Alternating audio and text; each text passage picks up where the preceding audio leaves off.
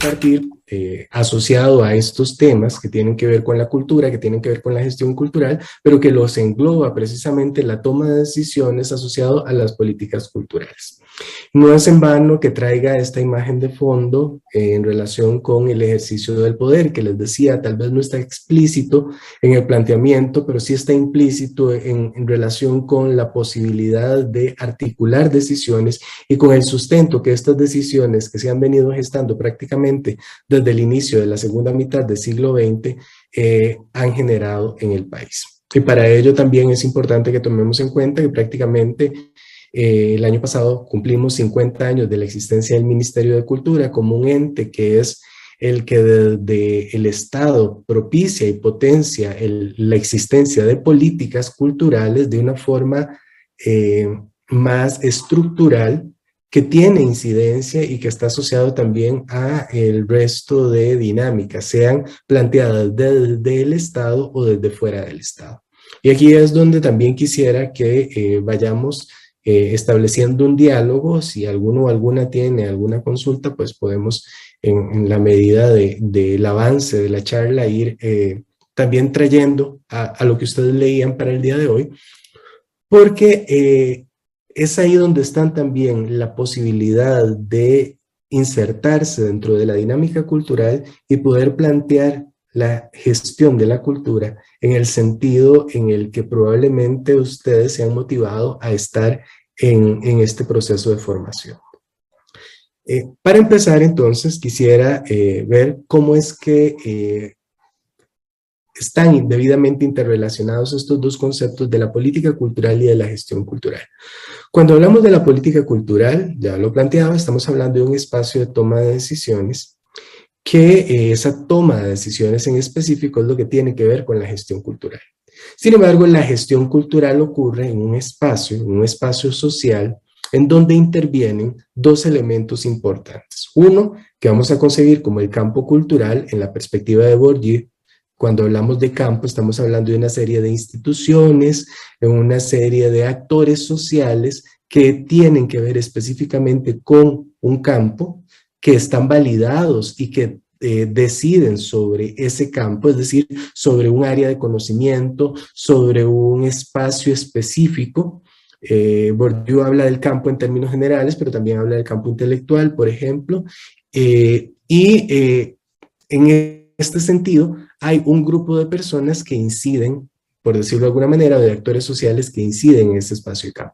Si hablamos o lo llevamos, por ejemplo, al campo literario, para poner un ejemplo, en el campo literario, las editoriales deciden quién se publica, los escritores validados dentro de un espacio en donde hay premios, por ejemplo, donde hay una serie de toma de decisiones, de actividades culturales también que se plantean en relación con lo literario, generan un campo, es decir, un grupo de personas que intervienen sobre una temática específica. Del otro lado tenemos al Estado, el Estado que lo concebimos en términos de la organización estructural y de la toma de decisiones a lo interno de una nación. Y recordemos que la nación está formada precisamente por un territorio, por una población, entonces el Estado es quien genera precisamente una serie de lineamientos asociados a las diferentes áreas. En este caso podríamos pensar entonces que la política cultural tiene que ver no solo con una toma de decisión por parte del Estado, sino con quienes participan del sector cultura, y a partir de ahí es donde se genera la gestión cultural.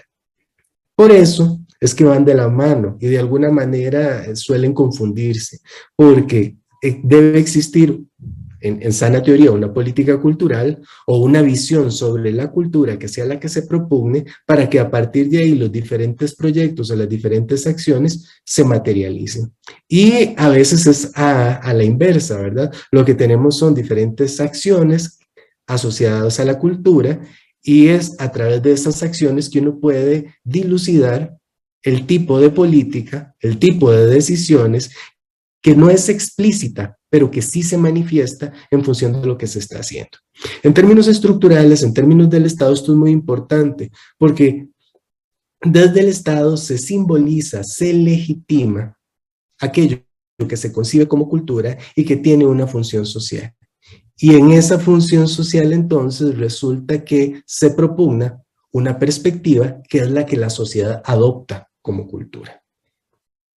Ven entonces cómo la política cultural, sea explícita o no sea explícita, a fin de cuentas tiene incidencia en la sociedad, porque se está legitimando o se está proveyendo de un cierto valor a algunas prácticas culturales o algún tipo de actividad que es el que se está gestionando y que es el que hace que las personas piensen o conciban o imaginen o representen la cultura de una manera determinada. Por eso quisiera revisar también estos conceptos, partiendo del concepto de cultura. Comúnmente hablamos de cultura y todos hablamos de cultura, pero ¿de qué estamos hablando cuando hablamos de cultura? Hay una versión de cultura, o en realidad hay muchas versiones de cultura. Desde la perspectiva antropológica tenemos una visión de cultura, dicen los teóricos, de cada uno de los antropólogos, dependiendo del objeto sujeto de estudio, ¿verdad?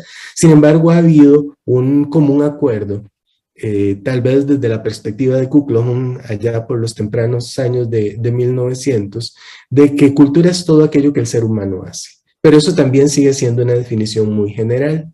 La versión clásica de uno de los primeros antropólogos, concebido como antropólogo de escritorio, que es Edward Bernard Taylor, es que cultura es todo aquel complejo que incluye el conocimiento, las creencias, el arte, las costumbres y cualesquiera otros hábitos y capacidades adquiridos por el hombre, hoy diríamos que es ser humano, ¿verdad?, en cuanto miembro de la sociedad.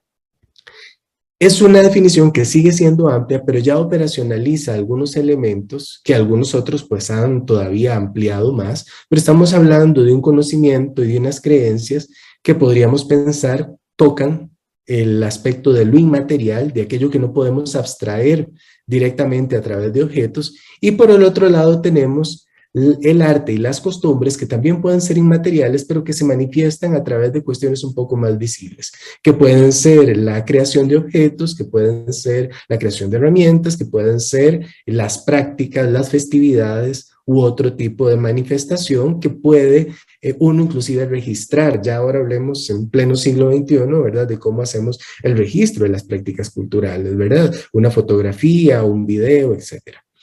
Y también que tiene que ver con la cotidianidad, porque la cultura, al ser esto, en términos generales, que nosotros hacemos como seres humanos, también nos permea y nos caracteriza. ¿Qué diferencia un tico de un ruso? ¿Qué diferencia una tica de una sudafricana? Esto tiene que ver con el ejercicio en la cotidianidad de ciertas prácticas, de ciertos hábitos que han sido adquiridos también a través de un proceso de crianza y un proceso de socialización. Creo que mencionar este concepto de cultura al inicio resulta clave para tratar de diferenciar tres conceptos o tres perspectivas sobre la cultura que comúnmente confluyen cuando hablamos de políticas culturales y de gestión cultural, que son herencia también de la visión, alguna muy moderna, del siglo XVIII y otra más del siglo XX, que tiene que ver con la cultura como civilización, con la cultura como educación. Y es cuando hablamos de la cultura como lo culto, es que usted no es culto, es que usted no tiene cultura, ¿verdad? Bueno, ¿qué es lo que estamos concibiendo ahí como cultura? No estamos concibiendo el concepto de Edward Taylor, ¿verdad? O un concepto amplio, sino que lo que estamos pensando es en la educación, estamos pensando en cierta formación, en ciertos valores o inclusive en ciertas prácticas culturales. Y estas prácticas culturales de esta lógica civilizatoria, hay un texto de Fumaroli, es el apellido, sobre la religión del Estado, así lo cataloga, y es sobre la política cultural en Francia. Donde habla de la cultura y de cómo la cultura va de la mano del Estado, pero esta cultura que también concebimos desde la formación del Estado en Costa Rica, estamos hablando de 1948, ¿verdad?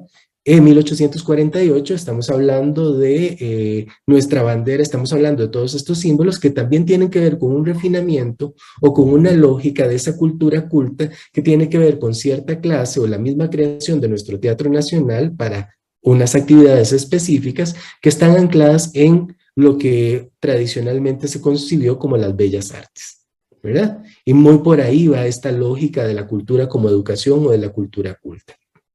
Por el otro lado, tenemos la cultura como campo de producción simbólica, que está más enfocada en la dirección de Taylor.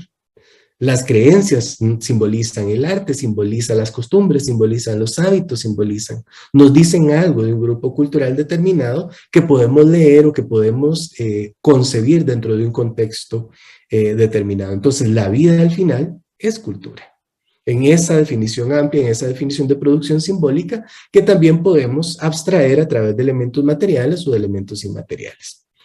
Y bien lo anotaba Alejandra al inicio, en esta perspectiva de la gestión de la cultura, el otro elemento que va de la mano de una conceptualización de cultura y que es operativo para efectos de lo que nos convoca hoy, es ver la cultura como base del desarrollo.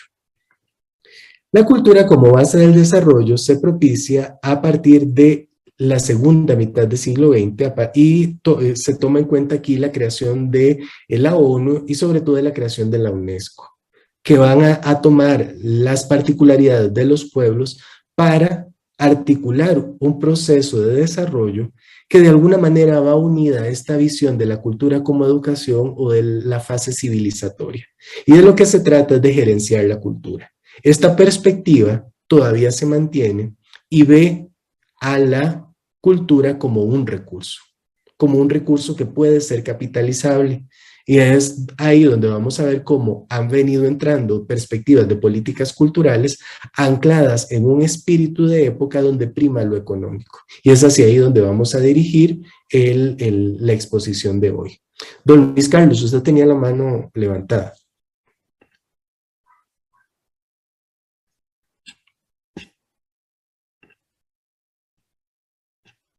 No se escucha, don Luis Carlos.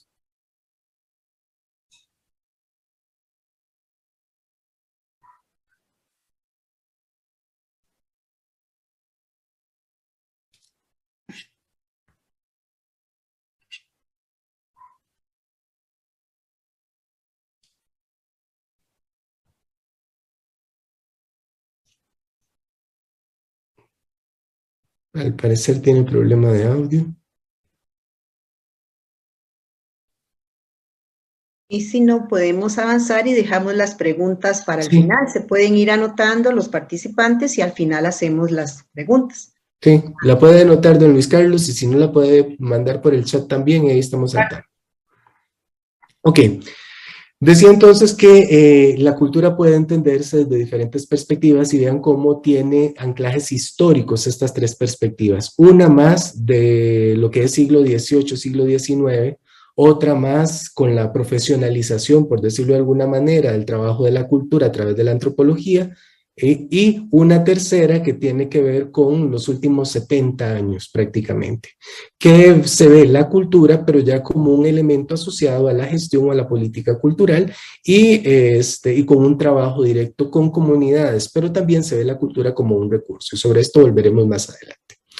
Por el otro lado, es importante que entendamos la gestión como un proceso que tiene un punto de partida amplio y profundo conocimiento de la realidad, que con ello se pueden establecer los límites de toda acción, anteponiendo objetivos claramente establecidos y visualizados en función de una visión integral de la intervención sobre la realidad, previendo los alcances, el impacto y las limitaciones de acción. Este concepto, que puede sonar muy técnico, tiene que ver con algo que es clave, y es que el proceso de gestión cultural, cuando hablamos de gestión, estamos hablando de un proceso de articulación. No estamos hablando de un proceso gerencial. Y ese es un elemento importante que es bueno diferenciar. Que hay un punto de llegada más adelante donde vamos a hablar de que no es lo mismo gestión cultural que administración cultural. Y esa ha sido una confusión muy grande durante los últimos años en relación con la posibilidad de la articulación de las políticas culturales. La gestión cultural tiene que ver con un trabajo directo sobre la realidad social, que implicaría, en el mejor de los casos, la articulación de proyectos cuya necesidad es sentida por las comunidades. Por eso es que habla de que hay que prever alcances, impactos y limitaciones de la acción. ¿Quiénes participan? ¿Cómo participan? ¿Cuál es el objetivo último? Porque si nosotros llegamos a implementar un proyecto en una realidad que desconocemos con personas con las que no hayamos hablado previamente, no podemos generar un impacto positivo en esa población.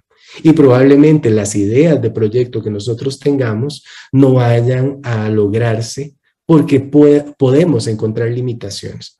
Y es la misma lógica de la investigación social y de la articulación de la investigación social. Si usted llega a una comunidad, usted no puede llegar imponiéndose a la comunidad, ¿verdad? Entonces, cuando planteamos la gestión cultural, estamos hablando de un diálogo y estamos hablando de un conocimiento de la realidad para a partir de ahí generar acciones que puedan ser positivas en ese entorno. Acciones que en última instancia deberían de estar coordinadas y articuladas en función de esa dinámica cultural, de quienes participan de ese espacio. Resulta que la gestión cultural, entonces, es una intervención social que tiene como fin generar un impacto positivo. No vamos a hacer una intervención, ¿verdad?, para generar una transformación que no vaya a estar acorde con las necesidades del grupo de personas con las que trabajemos. Y hablábamos de que la gestión también es un proceso. Es un proceso, por lo tanto, no es algo que suceda de la noche a la mañana. Y la gestión implica que vamos a realizar acciones buscando ciertos resultados y que esos resultados probablemente no se van a materializar de la noche a la mañana. Porque también hay un modo de vida, hay prácticas, hay costumbres que necesitan ser articuladas. Ahora, lo oportuno de la gestión cultural es que se materializa por medio de acciones directas. Y ahí es donde tenemos que tener la posibilidad de articular un proyecto claro en función de la posibilidad de ese impacto o de esas acciones concretas en una realidad determinada. Tenemos que tener claros que en un proceso de gestión cultural también participan diferentes actores sociales.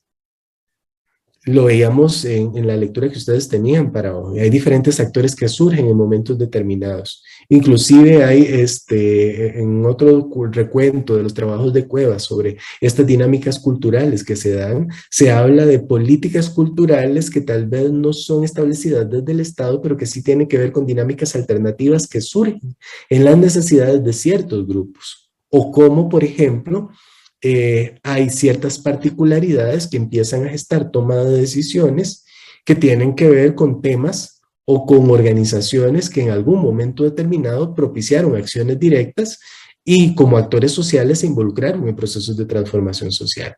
Me refiero específicamente, por ejemplo, al involucramiento de ciertos grupos en la década finales de 70 y sobre todo en los 80, asociados a las pastorales de la Iglesia Católica, ¿verdad? A cierta sensibilidad con el rescate de costumbres y tradiciones, donde se enmarca, bien lo plantean en el texto de Traspatio Florecido también Cuevas, la creación del Museo de Cultura Popular en la Universidad Nacional a través del movimiento de jóvenes.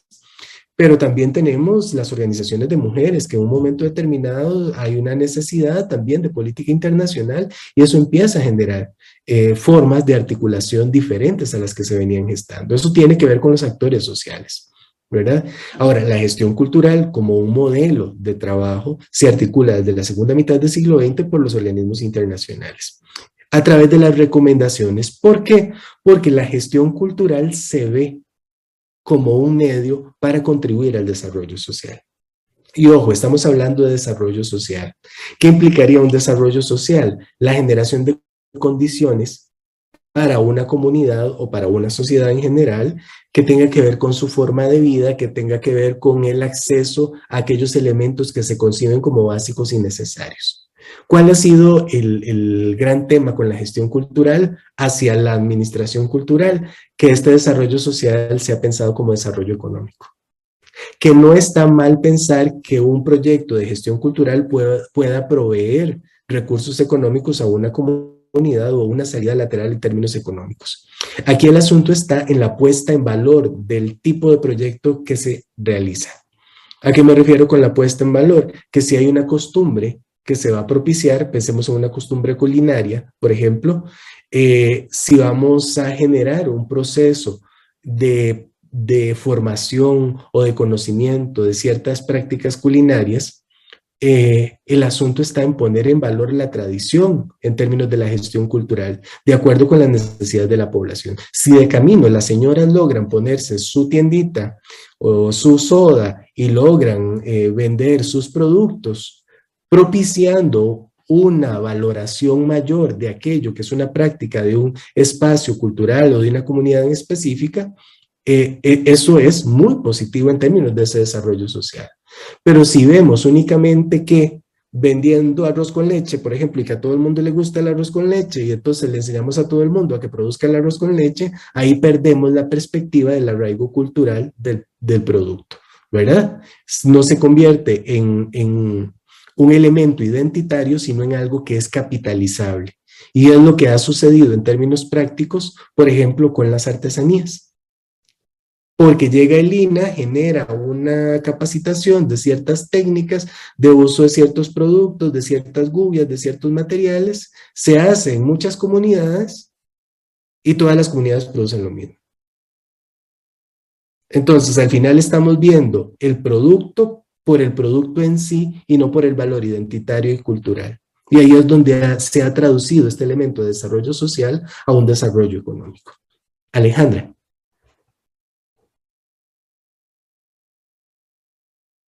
Que había una diferenciación entre gestión cultural y administración cultural.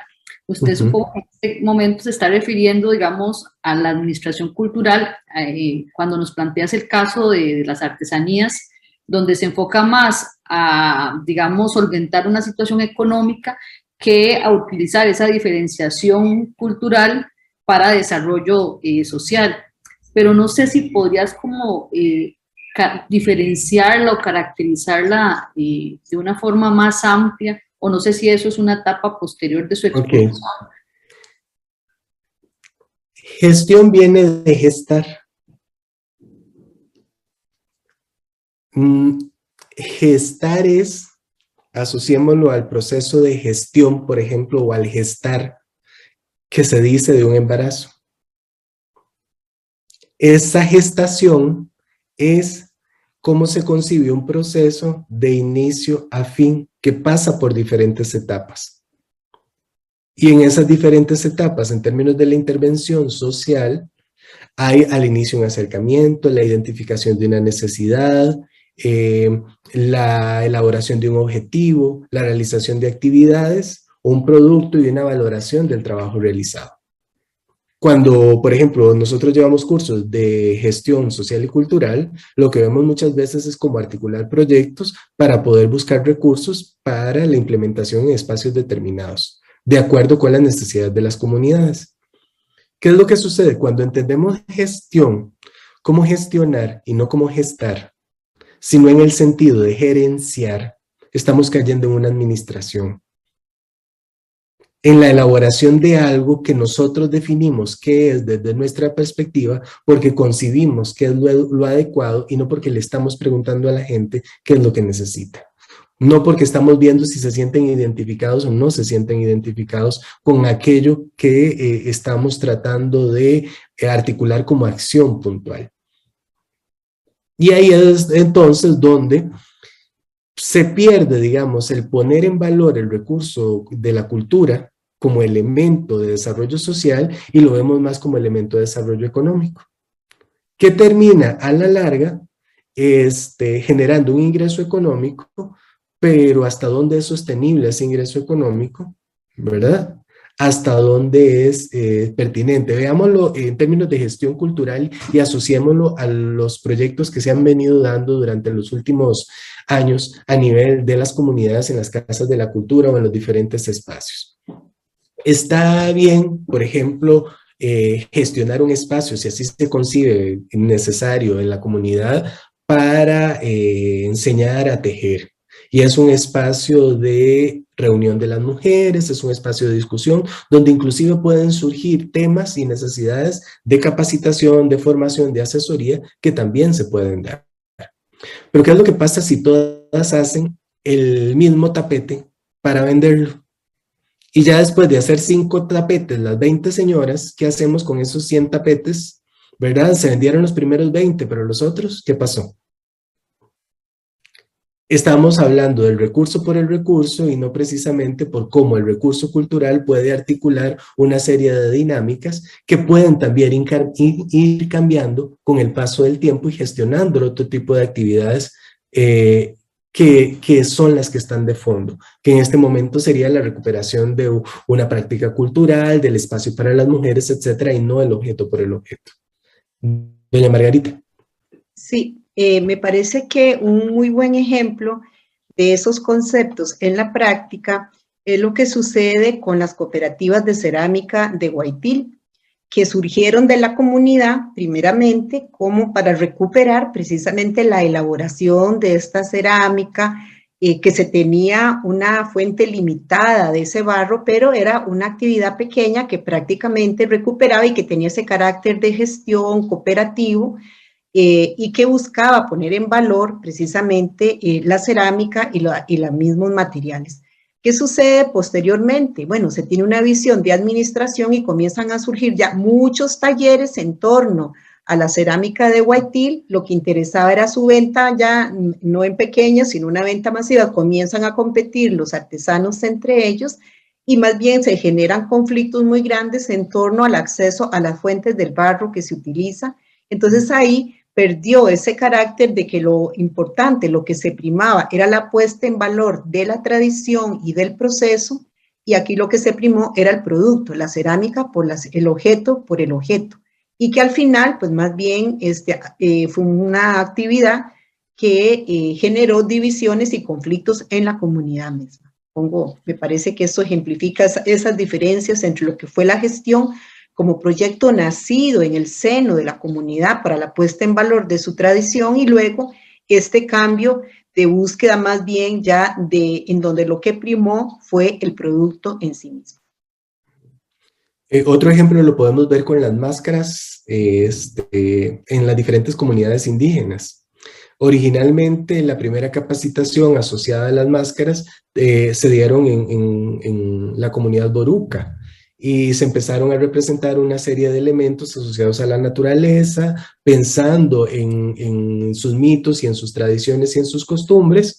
Se fue adquiriendo cierta destreza que hoy por hoy pues son muy bellas las máscaras, pero si nos vamos al norte ya tenemos que los Maleku también venden máscaras con la misma dinámica y con la misma tónica. Entonces, los procesos de capacitación que se dan en función del uso del recurso cultural, sí hay un elemento cultural o simbólico que uno podría decir está de fondo, pero al final de cuentas lo que está de por medio es el ingreso económico, que en términos de necesidad de estas poblaciones tradicionalmente vulnerabilizadas, pues requiere especial interés por el ingreso económico que se suscita asociado a la actividad turística. Pero entonces también ahí vemos cómo los procesos de gestión se están articulando desde el turismo y no desde la cultura, ¿verdad? Y no desde las necesidades de las comunidades. Ok, vamos a avanzar. Tenemos por el otro lado la política cultural. La política cultural se refiere al soporte institucional que canaliza la creatividad estética, como los estilos colectivos de vida y algunos otros elementos, que se encarna en guías de acción sistemática y regulatoria que adoptan las instituciones a fin de alcanzar sus metas. De aquí quisiera rescatar que lo importante de la política es que hay un soporte institucional, es decir, hay una estructura que toma decisiones o que fija un mecanismo de trabajo, posibilidades de acción, de enfoques o criterios. Esto lo vamos a ver en Costa Rica con el surgimiento del Ministerio de Cultura en la década del 70, que deviene de toda una concepción del proyecto socialdemócrata después del 48 y que acerca la cultura, ¿verdad?, a las comunidades principalmente a través de dos políticas culturales que vamos a puntualizar más adelante, que son el mecenazgo y la promoción de la cultura, que son las primeras políticas culturales que se articulan desde el Estado, como un llevarle la cultura a la gente. Y entonces ahí hay un enfoque, ahí hay un criterio, ahí hay un marco para la toma de decisiones, porque el Estado está diciendo que es aquello que necesita la población. De hecho, la creación del Ministerio de Cultura en Costa Rica tiene que ver también en un momento determinado, en el marco del proyecto socialdemócrata y de la crisis mundial que se genera producto de la Guerra Fría, que ya lo señalaba Alejandra, en tratar de, por eso el Ministerio de Cultura, Juventud y Deportes, de incluir a los jóvenes y de incluir actividades lúdicas que evitaran la proliferación del comunismo en aquellas épocas. Entonces vean cómo esta política cultural del Estado en el surgimiento del Ministerio de Cultura tiene una razón de ser en términos de llevar la cultura. Es decir, hay un enfoque, hay una serie de criterios, hay una serie de mecanismos de trabajo que estaban dados desde las mismas instancias que empiezan a integrarse y a crearse dentro del Ministerio de Cultura. Entonces van a haber líneas que responden al ejercicio de poder. Y aquí el cuestionamiento es hasta dónde este ejercicio de poder en la toma de decisiones o en el establecimiento de líneas o de enfoques de trabajo es democrático. Las últimas tendencias de la política cultural deben hablar, sobre todo en el nuevo milenio, de políticas culturales democráticas, con la participación de las comunidades. Cómo generar una participación y una discusión activa o efectiva en relación con esta toma de decisiones. Si al final va a primar los recursos, va a primar la misma lógica y la misma estructura estatal que ha prevalecido. Y eso lo vamos a ver como parte de las políticas que se aplican. Ahora, algo importante es que la política cultural va de la mano de la gestión cultural, porque fija entonces mecanismos de acción que se van a empezar a articular a través de actividades específicas.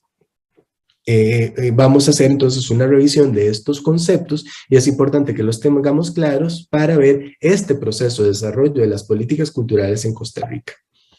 Si nos vamos precisamente a la dinámica de la gestión cultural, volviendo a este esquema que veíamos antes, que definía la política cultural entonces, la gestión cultural supeditada a la política cultural y cómo fija una visión asociada a la legitimación, el simbolismo y la función social de la política cultural, entonces aquí vamos a tener también una relación directa entre cómo aquello que el Estado está concibiendo como cultura y que está propiciando a través de una política cultural es lo que al final la gente termina entendiendo en la sociedad como lo que es la cultura. No en vano, hasta hace poco, y siempre recuerdo este ejemplo que a mí me parece muy ilustrativo, que yo no sé si todavía las escuelas lo tendrán, pero cuando yo estaba en la escuela había un rotulito de estos que ponían en las jardineras que decían: la basura, el basurero me lo dijo un buen portero, que la gente entre basura es la gente sin cultura. Entonces, ¿cómo desde esta lógica escolarizada, el tener cultura, ese es el estar educado? Volvemos al primer concepto de cultura que veíamos. Y entonces la cultura dentro de un imaginario social o cómo la gente representa la cultura tiene que ver con el acceso a cierto mecanismo o a cierto nivel que también se estandariza en función de cierta concepción o cierta formación o cierta visión del mundo. Y no se valoran muchas veces otras manifestaciones culturales asociadas a estas dinámicas más locales o como sucede ya a finales de en la década del 90, principalmente a lo largo de la década del 90 en relación con la globalización, a otras formas externas que llegan y que materializan a prácticas culturales que no eran consideradas como propias, ¿verdad? Y que en los 80 se satanizan mucho, pero en los 90 empiezan a articularse como parte de los valores que asume la sociedad costarricense, como algo propio en este intercambio globalizado. Y aquí no está de más decir que entonces también hay un elemento importante que hay que tomar en cuenta, y es el proceso de cambio cultural. La cultura no está escrita en piedra. Hay procesos de articulación de cambio, pero cómo esos procesos de cambio pueden ser efectivos de acuerdo con las necesidades o con la puesta en valor de aspectos que pueden ser muy tradicionales, pero que siguen teniendo cierta función, cierta perspectiva para grupos específicos. Dicho esto, entonces, cuando hablamos de las políticas culturales en Costa Rica, estamos hablando de esta toma de decisiones o de estos soportes que desde el Estado se fijaron o se han venido fijando a lo largo del tiempo. Y lo primero que tenemos es cómo surgen, después de la independencia, no en vano ya lo anticipaba, la creación de los estados, ¿verdad? Y la construcción del Estado tiene que ver originalmente con una visión a través de la cual se fija un modelo de país que es deseable. Y tenemos toda esta discusión con los liberales hacia fines de los 1800 en Costa Rica. Ahí no existe en realidad una política cultural propiamente dicha. Y esto es lo que algunos de los grandes partícipes de las políticas culturales en nuestro país, como don Isaac Felipe Asofefa, o don Guido Sáenz, o don Arnoldo Mora, fijaron en su momento y han planteado. Costa Rica no tiene una política cultural clara hasta la instalación del proyecto socialdemócrata. ¿Qué es lo que sucede? Con la construcción del Estado y el proyecto liberal va a haber un acercamiento hacia lo que concebimos como política cultural, que en realidad es una política educativa. Y esta política educativa tiene que ver con Mauro Fernández, tiene que ver con la educación laica, gratuita y obligatoria que se instala durante la primera mitad del siglo XX. A partir de ahí se empiezan a gestar una serie de condiciones que son las que vamos a tener para que ahora sí, a través de las medidas que toma el Estado benefactor a favor de la población, pero también en función de esta diversificación de actividades o la valoración de ciertas actividades que pueden ser de interés a la población, sea con el proyecto socialdemócrata que se instala propiamente una visión de una política cultural a partir de la creación del Ministerio de Cultura en 1971. Las condiciones previas a la creación del Ministerio de Cultura son óptimas. Tuvimos la dirección del Archivo Nacional, tuvimos la Dirección General de Bandas, tuvimos la creación de ciertas instancias, ¿verdad? Y además la creación de la Universidad de Costa Rica en la década de los 40, que empiezan a ser espacios en los cuales se habla en 1957 con la reestructuración, por ejemplo, que vive con la reforma universitaria de la Universidad de Costa Rica, se habla de la importancia del humanismo para una educación general y humanística, que tenía que ver con el desarrollo del espíritu del hombre o el espíritu del ser humano. Estamos hablando entonces de las artes, estamos hablando de la apreciación estética y estamos hablando de una cultura general que se asocia con la lectura, que se asocia con el teatro, que se asocia con la música. Y con la creación del Ministerio de Cultura, estas van a ser las acciones que van a darse. En la década del 70, que coincide mucho con la migración de latinoamericanos que llegan a Costa Rica producto de las dictaduras que se dan en sus países, se da un crecimiento y un proceso de formación muchísimo más profesional en relación con el teatro. Y esto lo van a utilizar el Ministerio de Cultura a través de políticas culturales para llevar el teatro a las comunidades. En el parque de las comunidades se presentaban las obras de teatro, y obras de teatro clásicas, ¿verdad? No alguna cuestión improvisada, sino obras elaboradas con textos, ¿verdad? De gran repercusión, digamos, o de gran valoración estética. También se da con el arte. Se daban, gracias también a cierto patrocinio, giras hacia los parques donde llegaban los pintores de la época y pintaban una obra durante el día en el parque y después estas obras se subastaban. O también se dio con la lectura. El Ministerio de Cultura, hacia finales de la década del 70, publicaba libros y los regalaba. Entonces estamos hablando que hay un cambio, que hay una efervescencia. Claro, ahí lo que tenemos es una visión sobre lo que debe ser la cultura. Y hay una política cultural anclada en estos elementos: teatro, música, pintura, escritura o lectura, ¿verdad? Responden a un enfoque asociado a la política cultural que es propia de este momento. Esta situación o estos años, se habla de que la década del 70 son los años dorados, y así lo define Cuevas, los años dorados de la cultura en Costa Rica, porque la política cultural tiene esta serie de acciones y de actividades que acabo de mencionar, que potencia inclusive hasta más allá del Valle Central el acceso a elementos culturales que, aunque sean anclados precisamente en las artes, están siendo de un conocimiento generalizado de la población. Esta gran promoción, digamos, y difusión de la cultura que se da empieza a tener cambios en la década de 1980 debido a la crisis del 78 que después sigue durante toda la década, y hay cambios en el modelo de gestión. ¿A qué me refiero con cambios en el modelo de gestión?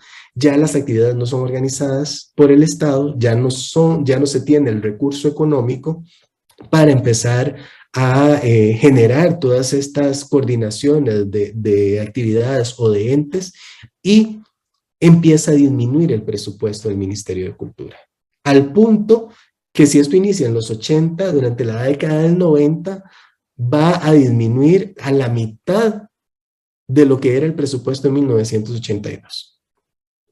Vean ustedes cómo entonces también la cuestión del financiamiento y de la disposición de parte del presupuesto nacional para poder generar actividades que gestionen la cultura en función de esa política o de esa visión que se tenga de la cultura empieza a cambiar.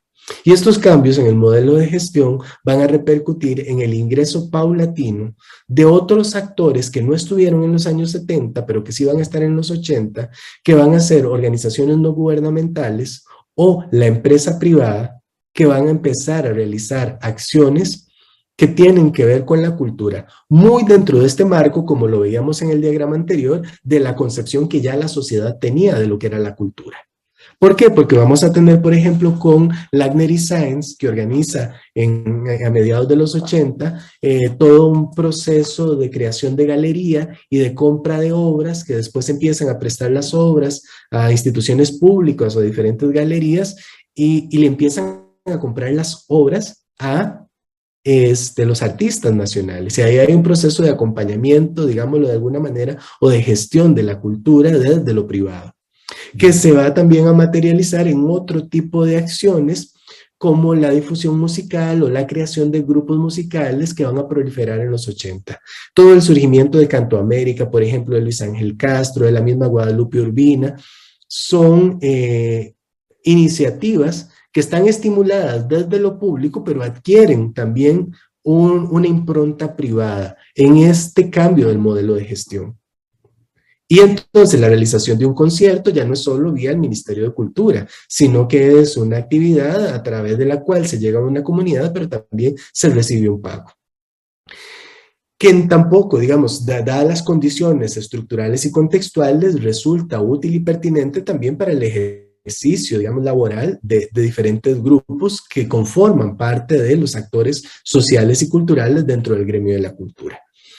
Lo que pasa es que esto va a permitir menos acceso y además va a limitar la posibilidad de que el Estado también promueva, gestione o eduque en materia de cultura, que es lo que hoy por hoy tenemos, ¿verdad? Y que es una desarticulación entre lo que podría ser el Ministerio de Cultura, el Instituto Costarricense de Turismo, que ya hablábamos de esta articulación que desvincula en términos de lo económico, y un Ministerio de Educación, donde no hay una educación en cultura. Ven ustedes que hay un maestro de lengua y cultura en las comunidades indígenas, pero no hay un maestro de cultura, o los profesores de música no potencian una apreciación estética y un conocimiento de la música más allá de los himnos o más allá del tocar la flauta y un par de cosas que se ven. Hay una desarticulación, y esa desarticulación es porque el modelo de gestión empieza a cambiar y porque ya no va a estar centralizada la política cultural desde el Estado. Esto también nos lleva a otro elemento, que es el pensarnos hoy en función de qué es lo que está sucediendo en la cultura. Porque si a partir de los 80 empieza un cambio del modelo que tiene que ver también con la primacía de las políticas asociadas a la globalización y después del cierre o del término de la Guerra Fría con la implementación de medidas económicas de corte capitalista, que algunos señalan, y Cuevas es uno, de que desde los finales de los 80 nos plantea el concepto de neoliberalismo como una visión de la propiedad privada, pero también como una visión muy economicista de lo cultural, termina entonces gestionándose procesos de cambio que hoy por hoy nos llevan, por ejemplo, a que una política que ha permanecido con el paso del tiempo, muy a propósito de ¿Para qué tractores sin violines?, de Pepe Figueres, que tiene que ver con la creación de la Sinfónica Nacional, que tiene que ver con toda esta promoción de las bandas, etcétera, en nuestro país, llega a hoy por hoy a que se ponga en esta semana precisamente en discusión la existencia del CINEM sobre un proyecto de ley que se está planteando en la Asamblea Legislativa. Un CINEM que fue remozado en la última administración Arias, en función de sí, la prevalencia de una política cultural articuladora de la música, pero que bien que mal generan ciertas comunidades de atención prioritaria un espacio para los jóvenes, para los niños, que tiene repercusiones importantes en sostenerlos dentro de la escolaridad o en la expresión artística, y todo lo que la expresión artística tiene que ver de alimento para el espíritu humano, para la convivencia, para las buenas relaciones, etc. Paralelo a este panorama que tenemos entonces en Costa Rica asociado a las políticas culturales que hemos revisado grosso modo, tenemos también que esta promoción de la cultura y este mecenazgo, ya para ir mencionando los nombres puntuales de las políticas que se implementan a partir de la década del 70, responde a visiones internacionales que se promueven en términos del desarrollo social y de la gestión de la cultura para el desarrollo social, que también mencionábamos anteriormente, que se conciben mediante la creación de la UNESCO en 1945. Vean que la creación de la ONU es posterior a la Segunda Guerra Mundial, pero también empieza la creación de diferentes organismos, y en este caso la UNESCO, que es el encargado de la educación y la cultura, va a propiciar a través de diferentes conferencias, y sobre todo en la década del 80 y en la década del 90, con algunos cambios que ahorita vamos a mencionar, es la gestión de la cultura. La gestión de la cultura pensando en ese desarrollo cultural que va de la mano de un desarrollo social y que va de la mano de la posibilidad de mejora de las condiciones a los diferentes grupos culturales. Es importante mencionar este proceso y esta incidencia, digamos, o esta injerencia o esta marca que tienen las políticas culturales a través de las pautas que fijan los organismos internacionales, porque hay dos concepciones que entran en juego. Una muy decimonónica, que tiene que ver con la concepción de cultura que veíamos como civilización, que es la de la democratización de la cultura. Y otra que entra en vigencia a partir de los años 80, esto que les decía, a partir de estas conferencias de la UNESCO asociadas a la gestión cultural, que habla de la democracia cultural. No es lo mismo democratización que democracia cultural. Cuando hablamos de democratización, estamos hablando de generar procesos para que esto se dé, que está dado desde la estructura del poder. Entonces es llevar la cultura, es propiciar que la cultura se articule. Es precisamente la política cultural de los años 70. Los libros, el teatro, la música y el llevarlo a las comunidades tiene que ver con procesos de democratización, un proceso educativo, que la gente entienda de qué va la cultura y adquiera cierto aprecio por esto que se le está mostrando como cultura. Mientras que ya en los años 80 se entiende que ese proceso de gestión cultural que hablábamos, que tiene que surgir de la realidad inmediata de los pueblos, sea parte de una democracia cultural. Es decir, de cómo cada uno es portador de elementos de la cultura que entran en juego y que deben valorarse a la hora de articular acciones o de gestar proyectos. Y entran en conflicto, porque a pesar de que hay una diferenciación entre cómo estas políticas internacionales promueven el desarrollo cultural, que previo a los 80 es más democratización y después es más democracia cultural, después de los 80 las dos van a prevalecer. Siempre va a haber políticas culturales que se fijen desde una democratización de la cultura. Porque es muchísimo más sencillo pensar en llevarle algo a la gente que entrar en toda la problemática de preguntarle a la gente qué es lo que quiere, ¿verdad? Y entonces ahí, hasta la actualidad, vamos a tener estas dos lógicas que entran en pugna en relación con el desarrollo cultural. Si lo vemos en términos del enfoque de políticas culturales, vemos entonces que a nivel mundial, esta lógica de la democratización cultural, que consiste en llevar la cultura a sectores amplios de la población, todavía va a permanecer. Hagamos un concierto y hoy por hoy, de alguna manera, los conciertos que se realizan en el país que tienen que ver con una gestión cultural privada, con una gestión cultural de un espacio cultural validado por las grandes casas, que ya no son casas disqueras, sino que son plataformas, ¿verdad? Y por estos artistas, que muchos son promovidos inclusive hasta dentro de ciertos espacios de toma de decisiones a nivel internacional, responde todavía a esta lógica, que es llevarle la música a la gente y que es propiciar que la gente le guste este tipo de música, ¿verdad? Y por otro lado vamos a tener la democracia cultural, que propone la participación de las y los ciudadanos, que debería de ser en este enfoque de gestión cultural y de conocimiento de la realidad el que prime cuando planteamos proyectos de gestión cultural. A nivel regional, la pugna que se gesta con la Guerra Fría nos lleva también a evidenciar un enfoque, sobre todo desde la década del 80, que deviene de la influencia estadounidense, sobre todo en América Latina, que ve a la cultura como un lujo y el acceso a la cultura mediado por el ingreso económico. Algo que va a ser distinto en aquellos países de corte socialista, ¿verdad? O de influencia socialista, donde se ve la cultura como identidad y que es una denominación que se aplica al quehacer de la población y que refiere a aspectos específicos. Estas perspectivas a nivel mundial y a nivel regional van a prevalecer en Costa Rica. E inclusive las podemos ver en términos de nivel regional, como por ejemplo en un país como Nicaragua, la visión de la cultura como identidad o la incorporación realmente de la participación ciudadana se da a través de los procesos de alfabetización después de la Revolución Sandinista, que tiene que ver con la valoración de la cultura, y claro, es la creación de la poesía, pero entonces en la tierra de Darío todo el mundo era poeta, y la alfabetización propicia que también se escriba mucho de lo que sucede en la cotidianidad a través de la expresión artística. Ahí hay un proceso de democracia cultural, pero también de ver la cultura como identidad.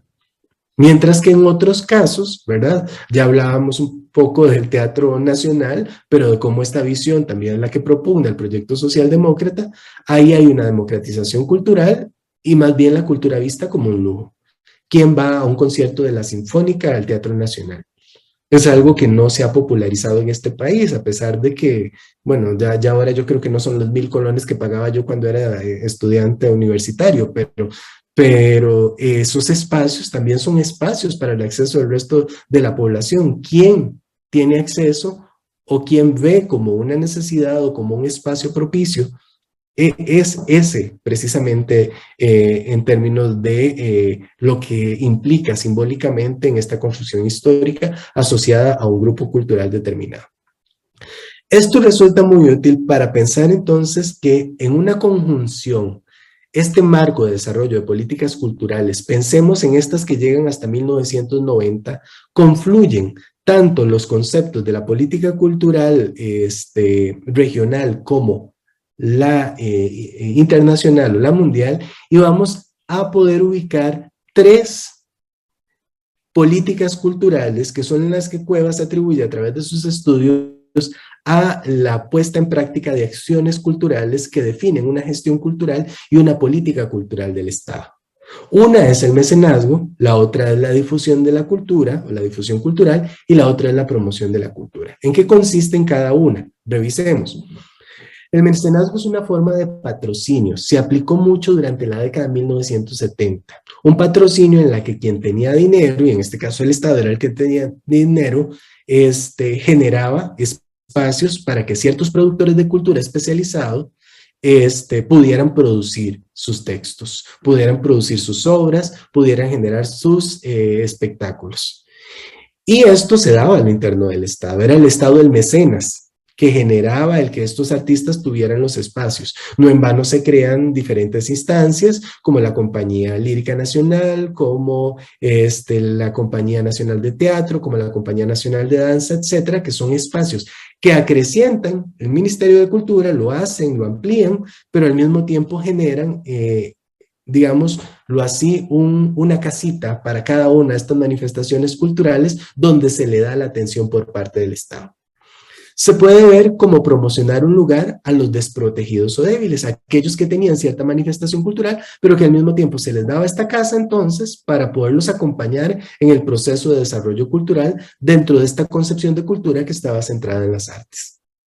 Eso lo vamos a ver en los 70, ya en menor medida en los 80.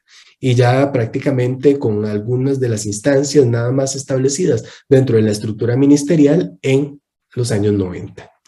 La difusión cultural se entiende como extensión cultural. Nosotros en la UCR hablamos de acción social, ustedes en la UNA hablan de extensión cultural, que es el trabajo directo con las comunidades a través de acciones específicas. ¿Qué acciones se buscaban? Bueno, el acceso de todos a la cultura, En esta visión de un Estado paternalista, de un Estado benefactor, cuando se llevan estas obras de teatro, cuando se llevan estos conciertos a las comunidades, lo que se está haciendo es una difusión de la cultura. Se le dice a la gente, esto es cultura, esto es democratización de la cultura también, esto es que ustedes conozcan lo que es la cultura y entonces participen. Y hay instituciones dentro del Estado, dentro del Ministerio de Cultura, que se encargan de proyectar el quehacer de artistas e intelectuales a aquellas poblaciones que se consideran no cultos. Y vean cómo aquí hay una herencia de este concepto de cultura, entonces, como lo educativo o como lo centrado en las artes. La otra política que se aplica es la promoción cultural, que esta va a ser un poco más tardía, digamos, hacia finales de los 70 y en los 80, que es el estímulo de la creación cultural. Entonces, no es solo a los productores especializados, sino a la población que se le invita a participar a través de espacios que se crean para que entren en contacto con la cultura, para que aprecien la cultura o para que la aprendan. Y entonces hay concursos, hay festivales, hay formación de promotores, y esto lleva también a la creación de casas de la cultura, que empiezan en algunos momentos como iniciativas, ¿verdad? Muy fragmentadas, por decirlo de alguna manera, y terminan incorporándose a la gestión del Ministerio de Cultura. Tenemos entonces 3 políticas culturales durante esta primera mitad, digamos, de existencia del Ministerio de Cultura, que son el mecenazgo, la difusión cultural y la promoción cultural. Estas políticas culturales las vamos a ver evidenciadas y representadas en acciones particulares que podemos ver en cada uno de los gobiernos que se gestan desde la creación del Ministerio de Cultura hasta la actualidad. Viendo los hechos principales o los cambios que se empiezan a dar o a suscitar en el Ministerio de Cultura como ente generador de la política cultural país, ¿verdad?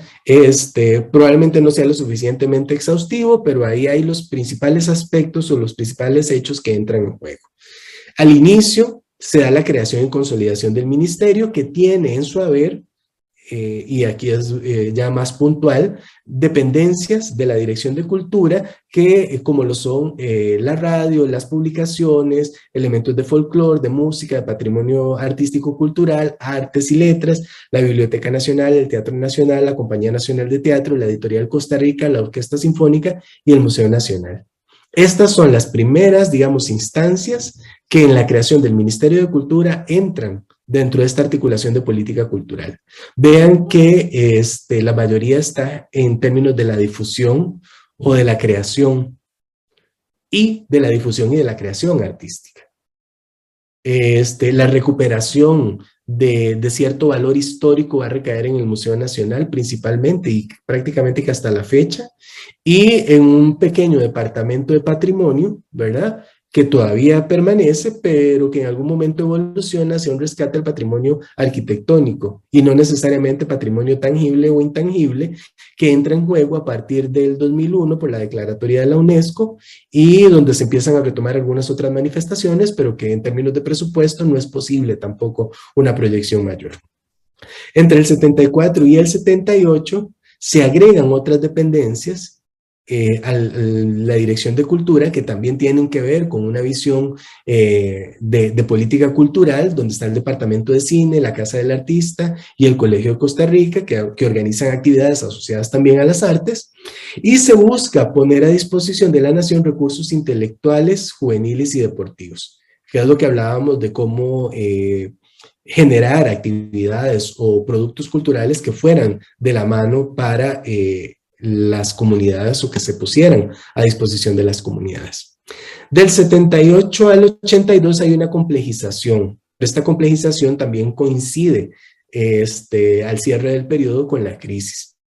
Hay una descentralización de órganos y esto también va a generar un problema que en una investigación que realicé, por ejemplo, al hablar con personas que han participado como actores específicos dentro de los gobiernos, ya sea en la Dirección de Cultura, en el Viceministerio de Cultura o en la misma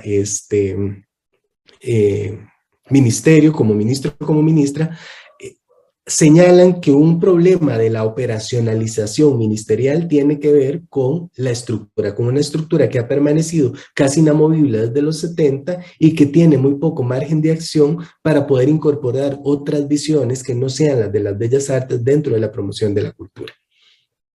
Aquí hay un elemento importante también entre el 78 y el 82, que es el del Sistema Nacional de Radio y Televisión, que termina siendo el brazo de difusión de cultura del Ministerio de Cultura, a través de programas en comunidad que promocionaban costumbres, tradiciones o inclusive prácticas como las cogidas de café, por ejemplo. Diferentes programas que del lado de la música local, de las actividades, de competencias, inclusive asociadas al espacio de las cogidas del café, tienen cierta incidencia. O ya algunos otros programas teatrales, por decirlo de alguna manera, llevados con personajes específicos a la televisión nacional, que busca siempre esta visión de una identidad y de una visión un poco más folclórica.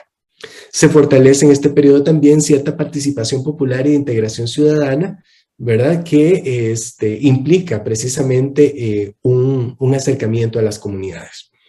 Del 82 al 86 es donde se empieza a gestar, producto de la crisis, una búsqueda de aporte y una vinculación con la empresa privada, argumentando este agotamiento del Estado, ¿verdad? Y generando espacios como los bienales. Hablábamos ahora de la actividad esta de Lagner y Sáenz, pero también tenemos Ars Música, que fue un proyecto de Guido Sáenz para conseguir una cantidad de dinero para, junto con Indeca, promocionar y generar la divulgación musical en el país. También hay programas juveniles y programas deportivos asociados a esta visión, digamos, de un ministerio que tenía estas tres dimensiones: la cultura, la juventud y el deporte. Del 86 al 90 hay una preocupación por la situación social y empiezan a meterse temas de índole social que tradicionalmente el Ministerio de Cultura no había tenido. Podríamos decir que hay una luz asociada a una visión de cultura que tiene que ver con la vida, que tiene que ver con lo simbólico.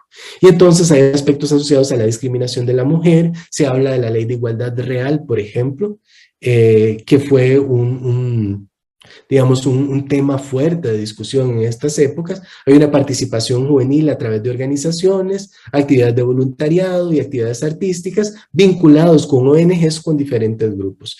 Y esta preocupación por la situación social tiene que ver también con el deterioro social, pensando en términos de valor o de valores, de cómo empieza a gestarse un cambio cultural asociado al ingreso de la globalización dentro del ámbito cultural costarricense. Del 90 al 94 se da una reestructuración y un reconocimiento de la complejidad institucional. Y hay una reestructuración a nivel interno, hay varios órganos descentralizados y se toma conciencia de que el ministerio es un organismo grande y complejo que está asociado a una diversidad, pero que también de alguna manera no está cumpliendo con la función que debería de cumplir, debido a esta carencia económica que sin embargo no logra articularse en un aumento de presupuesto, sino más bien que esta preocupación se queda más en el imaginario. Lo vemos también del 94 al 98 con la creación de propuestas para la revitalización cultural. Aquí tenemos la remodelación de la Fábrica Nacional de Licores, que asume el Centro Nacional de Cultura. Tenemos la creación del Festival de las Artes. Entonces hay una idea nuevamente de centralizar algunas actividades, pero veamos que el Festival de las Artes se constituyó durante mucho tiempo en la única actividad de promoción y de difusión cultural del Ministerio de Cultura desde finales de la década del 90 hasta prácticamente el 2010. Por esta carencia de presupuesto y la dedicación de un presupuesto para una actividad, ¿verdad?, nacional e internacional que se realizaba de manera intercalada, con el fin de revitalizar la cultura desde la misma concepción que el ministerio podía tener de cultura, a través de actividades, de espectáculos, de ferias, etc. Ya en un periodo más cercano, acudimos a un proceso de transición. Hasta aquí hemos visto la manifestación de las políticas culturales que vienen desde la creación del Ministerio de Cultura, que son el mecenazgo, la promoción y la difusión cultural. Pero esta alianza que se empieza a gestar con la empresa privada a finales de la década del 80 y a principios de la década del 90 se va a materializar luego del 2000. Hay una reorganización del ministerio, hay una promoción y apoyo a la creatividad, hay una idea de rescate y divulgación de la memoria histórica que no se logra materializar. En este periodo recordemos que la ministra de Cultura inicialmente fue Astrid Fischer, y que Astrid Fischer llega con ganas de reformar y de generar una visión muy cercana a su perspectiva histórica de lo que debería ser la cultura, y esta estructura ministerial pues prácticamente no la dejan, no dura un año en el ministerio, que es lo mismo que se va a tener en el periodo de 2014-2018 con Elizabeth Fonseca, que curiosamente son historiadoras, llegan con una visión de cultura distinta a la que se había concebido de manera histórica en el Ministerio de Cultura, y esto genera cierta disonancia que a la larga se convierte en un enemigo para ellas y terminan saliendo del ministerio. Veamos entonces que esto también indica que dentro de esta lógica de la política cultural histórica y dentro de esta estructura ministerial que propicia una serie de actividades que responden a una visión del Estado, esta incorporación de otros elementos resulta difícil y resulta complejo. En el 2002-2006 vuelve a ser ministro de Cultura don Guido Sáenz, y hay un regreso a esta visión identitaria y a esta lógica de la identidad costarricense y del patrimonio que se tuvo durante los 70s e inicios de los 80. Sin embargo, no logra calar hondo, ¿verdad? Se empieza a través de las políticas planteadas por la UNESCO, ahora asociadas al patrimonio cultural intangible, el diagnóstico del patrimonio cultural intangible en Costa Rica, con registros que hoy por hoy se tienen en el Ministerio de Cultura, en términos de la valoración de otras manifestaciones culturales. Se incluye la visión de la diversidad cultural y se empieza la remodelación de la aduana como un espacio para la promoción y la difusión de cultura. Pero seguimos manteniendo una visión muy centralizada de lo que es la cultura en el Valle Central, sin un acceso a las zonas periféricas. Y eso va a ser una constante también, a pesar de esta democratización de la cultura que está de fondo en relación con las políticas culturales en Costa Rica, y que busca llevar algunas perspectivas hacia afuera. Parte del quehacer cultural y la amalgama, digamos, de las actividades va a permanecer mucho en la zona central. A través de lo que yo he revisado y he investigado, en la administración Arias entre el 2006 y el 2010 es donde tenemos, en estos 50 años de creación del Ministerio de Cultura, una inflexión significativa en relación con lo que son las políticas culturales. Prevalece siempre la visión de los 70s y de los 80s, pero hay una propuesta de financiamientos e incentivos de la cultura entre el 2006 y el 2010 que tienen que ver con crear un fondo para becas que se realiza en el 2007 con la creación de ProArtes. Nuevamente el impulso de la música a través del CINEM, ¿verdad? Que responde a perspectivas históricas, pero el apoyo a MIPYMES de índole artístico y cultural. ¿Y esto qué es lo que dice? Entonces ya no es solo la alianza con la empresa privada, sino que es la limitación de recursos que disminuye, como decía, un 50% el presupuesto del Ministerio de Cultura en la década del 90, generando una menor posibilidad de acción por parte del ministerio. Entonces los recursos se fijan como un fondo concursable donde solo unos tienen acceso, ya no es para todos, ya no es para ciertas instancias, sino para proyectos específicos que también son proyectos escogidos con la visión y con el criterio de un comité muy particular, y se empiezan a gestar estos apoyos a las pequeñas empresas, ¿verdad? De índole artístico y cultural. Y esto lleva a que ya en el periodo del 2010 al 2014 la tónica sea la promoción del emprendedurismo. Y esto nos llega a partir de una perspectiva que ha sido muy difundida en términos de la gestión y de la política cultural en América Latina, que es la de las industrias culturales. Las industrias culturales como un elemento de hacer de la cultura una empresa, y lo que está detrás de ello es lo que conocemos como economía naranja, que inclusive hay un manual de la economía naranja, ¿verdad?, que se puede conseguir en línea, que tiene que ver con cómo crear su pequeña empresita o cómo gestionar, que aquí es donde digo, no es la gestión, ¿verdad?, concebida como una visión asociada a las necesidades de las comunidades, pero también a su identidad y a su existencia histórica en función de sus hábitos, de sus costumbres y de sus tradiciones, sino más bien de cómo poder gestionar, esto sería, podríamos utilizar el término de cómo empresarializar el producto cultural o el recurso cultural a través de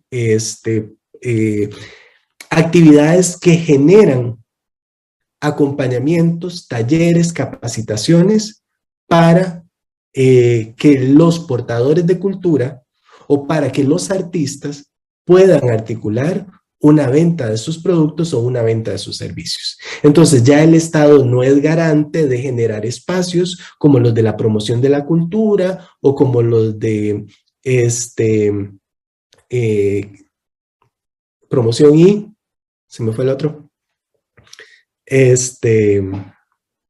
¿verdad? Pero ya el Estado no es el garante de articular estos espacios o de acompañar o de generar las condiciones, sino más bien que el generar las condiciones se supedita a la búsqueda de financiamiento, a la búsqueda de capacitaciones, a la articulación de ciertos espacios a nivel de las comunidades que van a tener este énfasis en el emprendedurismo, que va a permanecer con el impulso económico entre el 2014 y el 2018.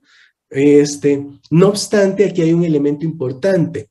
Entre el 2010 y el 2014 se busca la participación ciudadana en la creación de la Política Nacional de Cultura y Derechos Culturales, que está vigente hasta 2023. Pero esta política, que se arguye participativa, generó mucho conflicto, sobre todo porque a quienes se les está dando participación.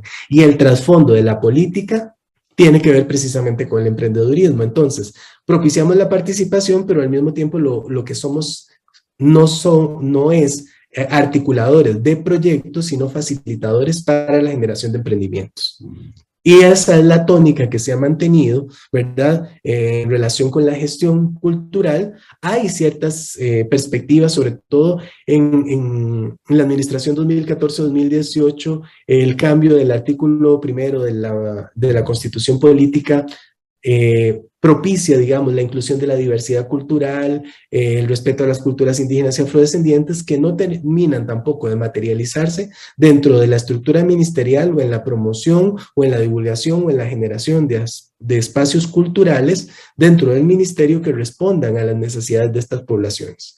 El conflicto, por ejemplo, con la tenencia de tierra, de salitre y de otros lugares responde a esta visión y esta perspectiva en la cual el Estado no ha sido atento a las necesidades de estos pueblos que tienen que ver con la cuestión étnica y cómo la cuestión étnica ha estado ausente en términos culturales de una política cultural por parte del Estado. Del 2018 al 2022, yo infiero, y estamos cerrando un periodo con la última administración, que lo que hay es una continuidad. Una continuidad no solo de la permanencia de la ministra de Cultura, sino del enfoque de las políticas que se vinieron dando. Se sigue gestionando la cultura, se creó, digamos, durante los últimos 8 años, la cuenta satélite de cultura en el Ministerio de Cultura, que es una cuenta que lo que hace es valorar el aporte de la cultura al desarrollo del país, pero ojo, la cultura en términos numéricos y la cultura en términos económicos. Es ese enfoque del emprendedurismo, de la economía naranja y del aporte de la cultura al desarrollo, pero a un desarrollo económico, no a un desarrollo social y cultural. Dicho esto, entonces, podemos tener un enfoque un poco más específico de que las políticas culturales en lo que llevamos de este siglo XXI, en los últimos, me atrevería a decir que en los últimos 20, 22 años, las políticas mantienen las dependencias ministeriales asociadas a las artes y el patrimonio histórico-cultural, Se realizan actividades asociadas a esas dependencias que tienen que ver con formación, algunos conciertos, algunos montajes que han disminuido, los de la Compañía Lírica Nacional, la ópera que se hacía ya no se hace como antes, ¿verdad? Inclusive en los últimos años pues no se ha gestionado presupuesto para eso. Se mantienen algunos programas como los de los premios nacionales o las becas taller, que también tienen una visión muy enfocada en las artes. Y durante los últimos 20 años, lo nuevo ha sido la creación de fondos concursables para la asignación de presupuestos a algunos proyectos, la formación y la capacitación para la articulación de emprendimientos y el apoyo a emprendimientos culturales y creativos. Esto hace que haya dos políticas prácticamente que son las que se dan. Se mantiene una promoción de la cultura, que se estimula la creación cultural a través de asignaciones presupuestarias específicas, principalmente en las áreas artísticas, que es el caso de ProArtes. Se focaliza el desarrollo de ciertos proyectos que están supeditados al interés de un comité, ¿verdad? Con ciertos jurados, etcétera, o a ciertos espacios como la remodelación de la aduana, ¿verdad? Etcétera. Y por el otro lado tendremos el emprendedurismo como una política cultural de Estado, que es un discurso meramente económico que se aplica de manera indiscriminada a la cultura como recurso, y entonces el recurso cultural, el arte, pero el recurso cultural, la cultura popular, todo guiado hacia el desarrollo económico. Con procesos de capacitación para la creación de ciertos productos, se facilita el acceso a financiamiento y es una gestión de la cultura, ¿verdad? O es una política cultural que propicia una gestión de la cultura que depende de la persona portadora o creadora del producto cultural. Ya no depende directamente de lo que haga o no haga el Estado. El Estado le facilita a usted las condiciones, depende de usted que usted haga o que no haga. Es una forma de relegar en el portador de la cultura o en el creador cultural la toma de decisiones y al final de cuentas la gestión de la cultura. Entonces veamos que hay dos elementos que se han convertido a través del tiempo y sobre todo durante la segunda mitad de existencia del Ministerio de Cultura en un inconveniente y una limitante de la gestión cultural. Por un lado, la estructura administrativa que se mantiene, que poco se puede hacer en relación con las instancias y bueno, a propósito de lo político que se dice ahora, de los mandos medios que no propician cambios o tomas de decisiones que puedan generar una renovación con nuevas acciones, con nuevas perspectivas y un presupuesto que cada vez es menor y que limita la posibilidad de incidencia y que delega entonces en las personas la gestión de la cultura. La dinámica cultural del Estado entonces es ver la cultura sí como un quehacer humano, pero como un quehacer humano para el desarrollo. Un desarrollo que termina siendo un desarrollo económico, y ahí es donde está la incapacidad estatal de poder gestar en términos prácticos realmente un proceso de desarrollo muchísimo más amplio de lo que concebimos como cultura, o de la cultura en un sentido amplio, en un sentido antropológico, en un sentido, digamos, de la vivencia y de la existencia humana. Y por lo tanto, esta cultura, lo que se convierte más que en una posibilidad ante esta incapacidad estatal, lo que termina siendo es un recurso que es capitalizable, un recurso del cual puedo obtener un ingreso económico, un recurso que yo no voy a utilizar a menos de que reciba algo a cambio. Algo que no valoro como parte de mi identidad a menos de que me genere un ingreso monetario. Esto nos lleva también a que entonces ese capital simbólico, como diría Bourdieu también, que tiene la cultura, se convierte en un elemento de intercambio.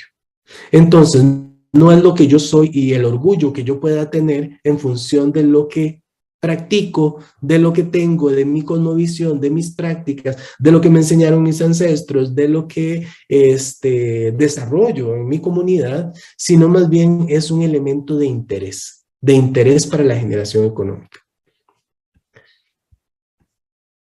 La política cultural desde el Estado en Costa Rica, entonces, en ese devenir histórico e institucional, potencia una gestión cultural. Sí, pero una gestión cultural que desde el Estado tiene un énfasis en lo artístico. Y esto es clave. Si nos vamos al organigrama del Ministerio de Cultura, de las 20 y tantas instancias, solo hay 3 o 4 que responden a un elemento que no sea el artístico. Y son instancias que se ubican al mismo nivel. Entonces, este devenir histórico, este paso del tiempo que ha articulado y que ha incluido diferentes dependencias y que ha organizado institucionalmente el Ministerio de Cultura, hace que la política cultural esté supeditada a una visión y a una perspectiva histórica en donde la gestión cultural es la gestión de las artes. Y aquí hay un problema importante que quisiera mencionar, que responde justo a lo que nos dimos cuenta el año pasado con la aprobación del presupuesto nacional. La reducción del presupuesto del Ministerio de Cultura es tal que ya tan siquiera para los artistas da.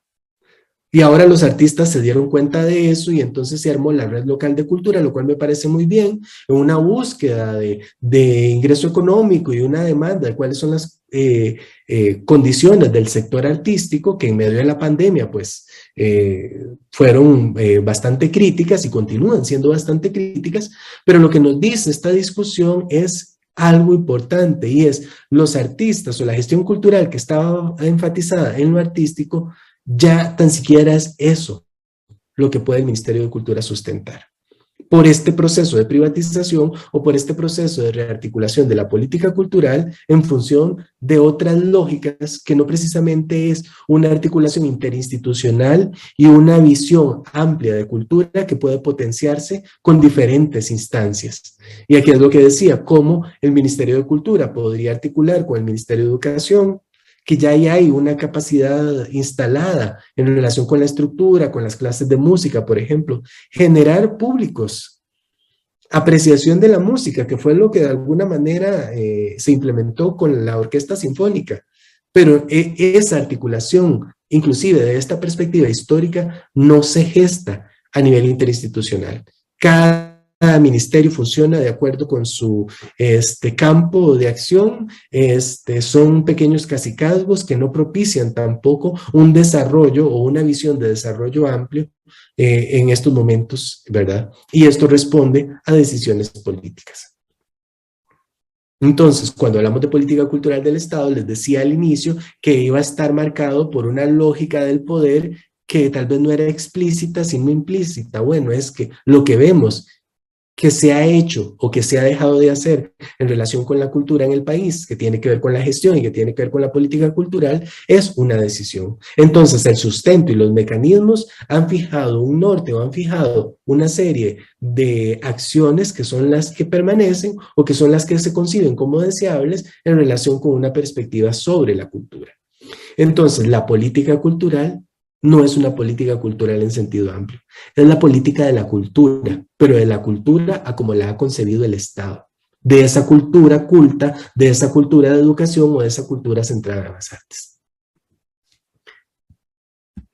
La gestión de la cultura entonces, como gestión cultural, como campo de aplicación, como espacio para trabajar con la gente, asociado a una realidad cultural, es distinta de una metodología de gestión cultural, y tal vez aquí vuelvo sobre lo que preguntaba Alejandra al inicio, de cómo la concepción de la gestión de la cultura, ¿verdad?, no se ha enriquecido integrando el diálogo entre los diferentes grupos, y entonces esto es lo que ha llevado a que, más que gestión cultural, tengamos una administración de la cultura, o una gerencia de la cultura.